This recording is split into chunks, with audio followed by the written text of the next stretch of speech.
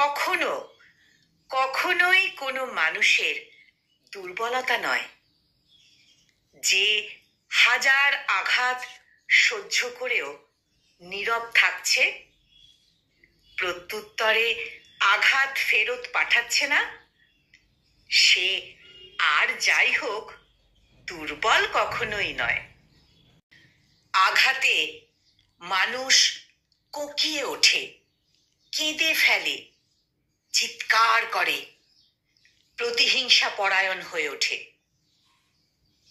এসবের কোনোটা না করে দাঁতে দাঁত চেপে সহ্য করে পুরোটা, যে চুপ থাকে, হাসি মুখে সম্পর্ক বজায় রাখে, সে হয় ভদ্রতার খাতিরে নীরব থাকে, অথবা ভালোবেসে নীরব থাকে।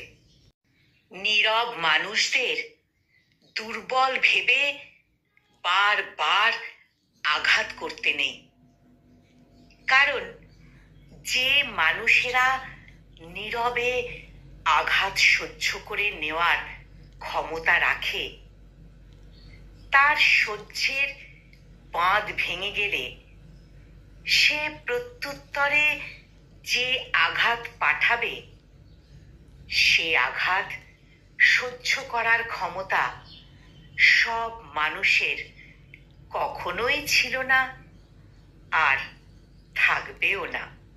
কলমে অমিত ডিট্টু,